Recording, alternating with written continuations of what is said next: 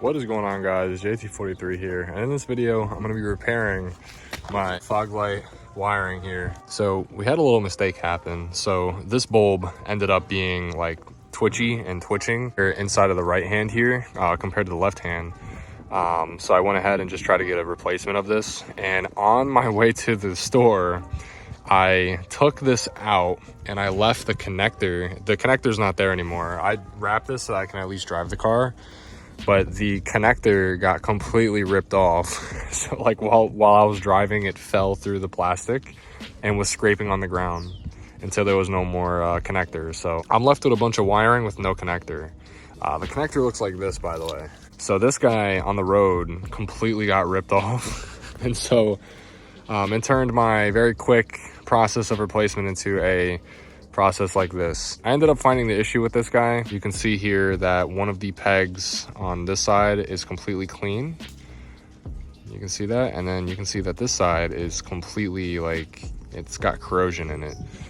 So this video is mainly focusing on repairing the wire. If we can get this to come back up to life, that's great. If not, I'll just get a new one. But I think if I clean up that corroded lead, it's this guy right here, not this one.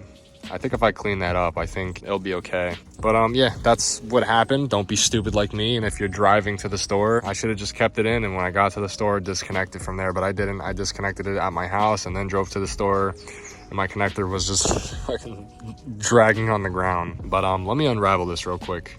All right, so now that I unraveled it from my bumper, this is what we're left with. So obviously you have your positive and negative leads. They go into the connector and they make this right here.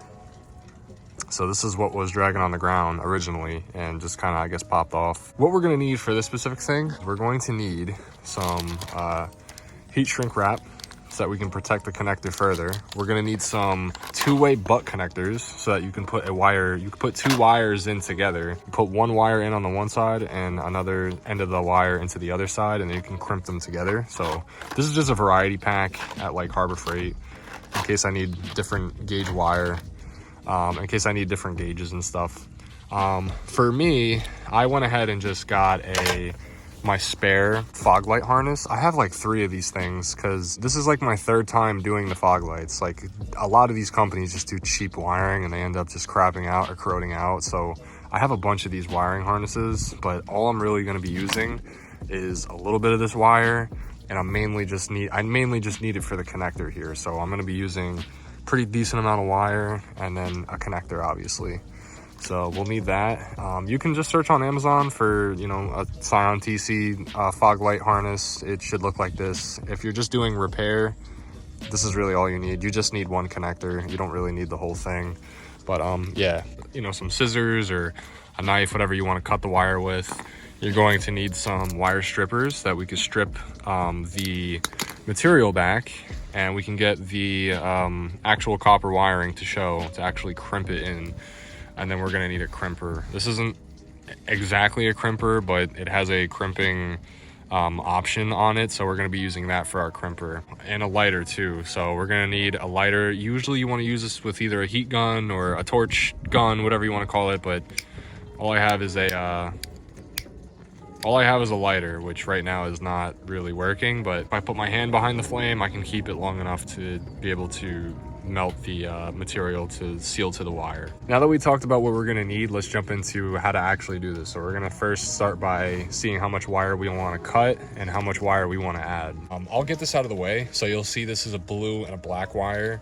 We're gonna be using the blue as the positive and obviously the black as the negative. It doesn't matter what color you use. Like I'm putting blue to red, but I know that's positive. Just don't mix up the negatives and you're okay. Black should always go with black, but I'm just going to be using blue with red because that's literally how they have this. They have this positive as a blue. I don't know why. I don't really care. I just want to get this fixed. So we're going to be doing that. So I'm going to stretch this out to the sheathing. I'm going to bring my 2 ends out, and then I'm just going to match it up with the length of the connector. So we got our 2 leads, we got our connector, and it's looking like everything's stretched out. It's looking like somewhere around here we're gonna have to cut. So that should be enough distance. I'm gonna leave a little bit more just in case. So I'll actually make my first cut right here. There we go. Those are our 2 cuts. And so let me now put that to the side. So I'm gonna leave a little bit extra and we're just going to cut right here. Maybe a little bit more. Wow, this is some tough wire. What the fuck? There we go. Jesus, that was like kind of tough to cut. And this sheathing goes back too, so if I need to pull it back to strip it, we can do that. So now what we'll do is we'll go ahead and we'll grab our strippers and we'll just put it in the correct gauge hole. We'll say like right there, right here. We'll just strip that much away. Oh. Okay. That didn't want to strip. Wow, this does not want to strip. What the fuck? Yo, this wire is fighting for its life right now. What in the world? What the fuck? Hold on. Okay, after a long battle, I finally got this thing stripped. So let's go ahead and do the negative as well. Hopefully the negative doesn't put up as much of a fight. I'm going straight for the smaller hole right here. And we're just going to, there we go. That's perfect. I don't know why the positive was putting so much of a fight, but this is how it's supposed to be. So now that we have that side, I'm just gonna rest that there. And then we're gonna go ahead and do these guys right here. So for the blue, we'll go ahead and we'll just strip it right here. Perfect, just like that. I don't know, that positive is made of something different, man. And then we'll do this guy right here. And maybe a little bit more. Perfect, just like that. Now that we have our stuff stripped, we're gonna go ahead and look at the butt connectors. All right, so these are the butt connectors here, and we're gonna have to find one that fits the size the best. So let me just pop this open. So there's a couple different sizes here, but I'm thinking either pink or blue. It's probably gonna be pink though, because yellow is way too big. So we're gonna set that to the side. Let's see what blue looks like. Maybe blue is too big. Yeah, blue might be too big. I'm not gonna lie to you. Yeah, blue might be a little too big. Let's see pink. I don't even think it'll fit in pink, to be honest with you. Let's see. Oh no, it fits in pink. Yeah, no, it fits in pink. I honestly didn't think it would, but it does. All right, hold on, let me get it to fit again. Ugh, that's what happens when you start bending the leads. They don't wanna cooperate. There we go. That looks good. There we go. So we slid that over. It's gonna be pink. So let's go ahead and crimp this guy. So to crimp, we're gonna crimp on the edge so that we know that this dude can get a good grab. And I can try and show you the best that I can here. We're gonna put this right inside of the hole here. So right inside of the crimper. Let's see if I can show you this side. I just want to also make sure that I'm doing it right. Let's see here.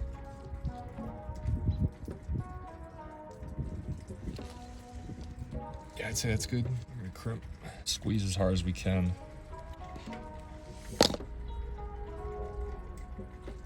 And then after you crimp it, you're gonna want to pull it. So this is called the pull test. But you can see here that that's not going nowhere. Just lightly. You don't want to pull too hard because obviously if you manhandle the shit out of it, yeah, it's gonna pull out. But that's pretty good. That's a pretty good crimp. It's such a good crimp that I bent the whole butt connector, but you don't want to go too crazy, but honestly, the tighter the better. Well, all right, that's good there. I'm gonna worry about heating all this later. I just want to get this back because I'm tired of having wires in the front of my car. So now what we'll do, we'll grab the connector side, we'll grab the negative, and we're gonna slip this guy in, and then we're gonna crimp the other side. So let me just get this guy in. Okay, so there it is inside. gonna be a little bit difficult because now I have to hold both ends and the crimper. So I'm just gonna hold, make sure that the wire is being pushed in at all times because you don't want it to hang out. Let's get the crimper, let's lock it in. Once I got it in the groove here, I just crimp. Give it 2 hands just to, you know, make sure that's really good. Okay. Yeah, that's not, give it a little pull test. That's not going anywhere. I'll show you my crimper. So this here, it's only on the one side. So if I get another butt connector here, I'm pretty much just putting the one side into the surface here like this. And then you can see this has a little notch on the end here so that when I close, it gets pushed into the notch. So I'm doing it on both sides so that when I put my wire in here and my wire sitting in there, I put this portion right here, not the whole thing, but this portion right here, I put inside the crimper and I close like that. Because you'll see I have 2 indents. I have an indent right here and I have an indent right here. So I'm crimping 2 times so that I make sure that both ends are being crimped in. I see a lot of people just crimp one section and you're just really getting the tip of both wires. You want to make sure that you crimp both sides. Now that the negative is done, let's go ahead and do the positive side. And you know what I was also just noticing too? I forgot to say it on camera, but I don't think I'm going to be using these heat shrinks, but now that I think about it, I think I will. I didn't do it for this negative, but I'll just wrap it. But I think I am going to use the heat shrink. I bought it. I might as well use it. So since we're going to be using heat shrink here, I'm going to go ahead and just slide this guy up so that after we have our connection, because once you have a connection like this, you're not going to be able to put the heat shrink on unless you do a slit and then try to burn it back. It's not really that worth it, but we're going to slide this guy on this side. Might actually be too big. Let me cut this down a little bit. Yeah, it's kind of big, so let me trim that up. We'll slide it on the blue wire here without trying to mess with any of the copper, which you can see I did here. Okay, so now when we make our connection, we'll be able to slide this over and then we can heat wrap it. So same principle. So we're gonna go ahead and grab another one of the butt connectors. I'll start off with the blue wire this time. I'll slide this guy in. So we'll slide this guy in here. Let me see if I can't get this heat shrink to get a little bit more down so I can get a grip on the wire. We'll get our crimper, put it on the back section here. And I can even hold it down. But now that I have that firm grip in there, I'll go ahead and start crimping. And I'll even do 2 hands. It should hold the wire now. It should have caught the wire. So now this side is good. We'll do a little pull test. Nothing crazy, just a little tug, a little bit of tug. And now that that's good, we'll go ahead and put the red section on there. So I trimmed a little too much of the red section off. You see there's a bunch hanging off, but it'll be all right. It'll be all right. So we'll go ahead and we'll slide this guy in. I'm gonna try and hold this guy together like that. Get my crimper around here. I'm gonna squeeze. And we'll double hand it just so that we know that it's really crimped. And there we go. That's good. That's looking great. Pull this crimper out of here. It does the job though, I'm not gonna lie. It's actually working really well. So now we actually have our connections. What we'll do is to make sure that it's working and that we did this for a reason, we'll go ahead and plug this guy in. Okay. Which that kind of confuses me. How does this thing actually sit in? How does this thing sit in? Because there's nothing to grab the sides, so it's actually a little bit confusing if you ask me, but you know what? I'm not questioning it. As long as that thing holds, then I'm chilling. All right, so that's on there. Let's go see if it works.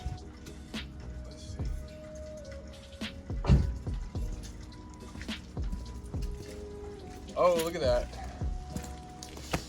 LED is working again, and I'm not gonna lie to you, bro, that was a hell of a lot brighter than like last time. So I think it might have actually fixed itself. I don't even think I have to clean that corroded section, because when I was messing around with it before I took it to the store, it did not look as bright as this. So let me go turn the light off, and then we're gonna go put some heat on these and you know, get the butt connector all tight and then put the heat shrink on.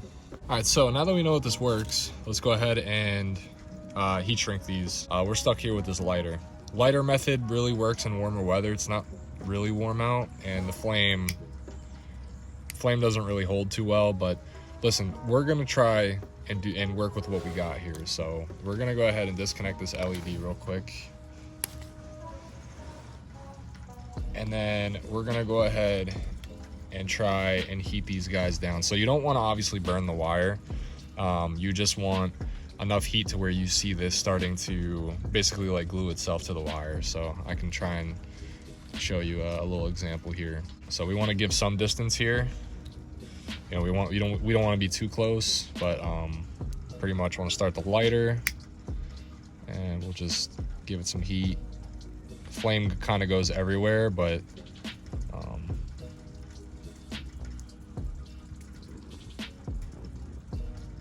yeah, see the flame going out.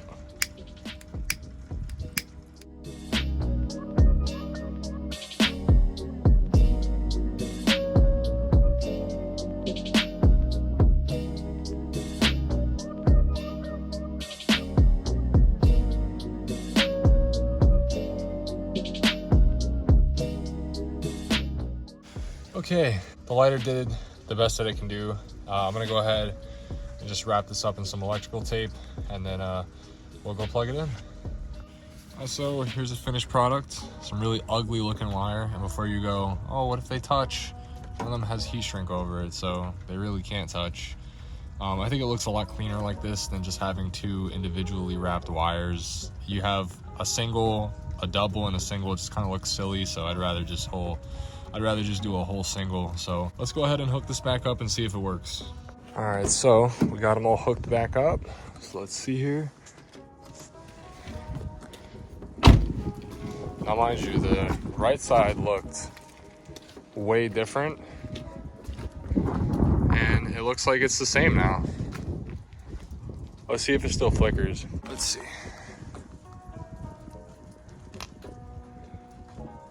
It is not flickering. That's pretty cool, even with a corroded peg. Yeah, that was a really janky way of wire repairing your fog light wires. If you did enjoy the video, or if this helps you out in any way, please like, comment, subscribe, and we'll see you later.